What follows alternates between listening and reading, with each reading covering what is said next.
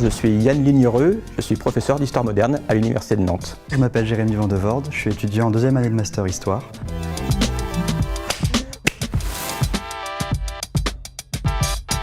Faire des études d'histoire de l'art et d'archéologie à Nantes, c'est bénéficier d'un environnement urbain, régional, absolument remarquable, très riche et très diversifié, capable de nourrir effectivement toutes les curiosités et toutes les passions qu'un étudiant dans cette filière-là peut effectivement cultiver.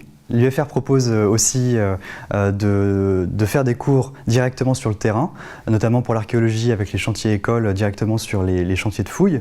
Et pour ce qui est de l'histoire de l'art, dans les musées directement en face des œuvres et directement en contact avec les objets de ces cours. L'offre culturelle dédiée aux étudiants est vraiment large et concerne à la fois des infrastructures qui sont liées à l'université, comme le théâtre universitaire, qui propose de nombreuses représentations théâtrales tout au cours de l'année. Il y a également de nombreux musées, notamment le musée d'histoire de la ville de Nantes, le musée d'art, et le musée d'histoire naturelle. Et puis, pour ceux qui sont plus spécialisés dans le contemporain, il y a bien évidemment la galerie du hangar à bananes sur l'île de Nantes, le FRAC, et à Nantes quand même, le voyage à Nantes, au printemps et à l'été, qui justement met en valeur la création contemporaine.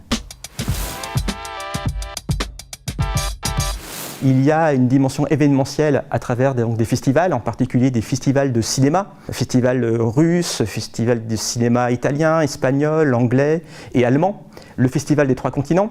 Et puis pour ceux qui s'intéressent à la dimension effectivement de projection, il y a la science-fiction, mise à l'honneur avec le festival des Utopiales en particulier.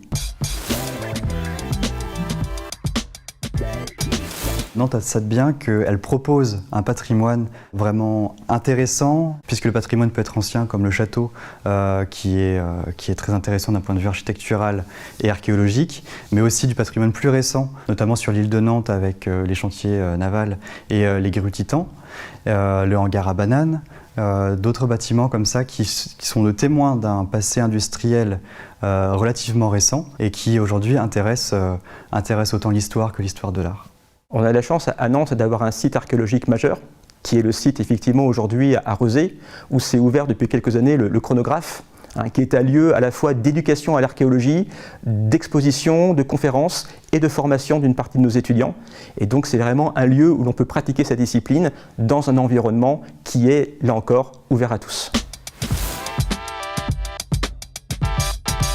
C'est se familiariser avec la discipline au-delà de l'amphithéâtre et au-delà de la salle de cours. L'histoire de l'art, l'archéologie et l'histoire sont des sciences sociales et des sciences humaines du passé, mais pour aujourd'hui et pour répondre aux questions d'aujourd'hui. Et donc c'est pour ça qu'il est important d'avoir ces lieux qui ancrent nos disciplines dans le contemporain. Ça permet de compléter cette offre qui est proposée par l'université et d'avoir des univers variés qui ne sont pas cloisonnés aux cours proposés. Alors, les étudiants peuvent trouver un rôle majeur à jouer dans cette animation culturelle et artistique. Ils peuvent participer à des événements que l'on organise au niveau de l'UFR pour y apporter un rôle de médiateur, un rôle justement de passeur de savoir qui accompagne les visiteurs. Par exemple, les nuits du château, les festivals d'histoire que l'on a organisés avec le Grand T, les partenariats qu'on a aussi avec le lieu unique où les étudiants ne consomment pas simplement leur discipline, mais la font vivre et la font partager. Moi aussi, je participe à cette offre culturelle et à diffuser cette histoire en créant une bulle sonore sur le thème de la Révolution française à Nantes, qui a pour objectif de rendre plus accessible cette histoire à un plus large public, que ce soit des Nantais ou des personnes extérieures à Nantes intéressées par le sujet. Le cadre de la ville apporte un plus à la formation, permet justement de donner un attrait plus concret aux cours qu'on a. On n'apprend pas l'histoire uniquement en amphithéâtre et dans les TD. On l'apprend en fréquentant ses contemporains et en étant acteur de la cité.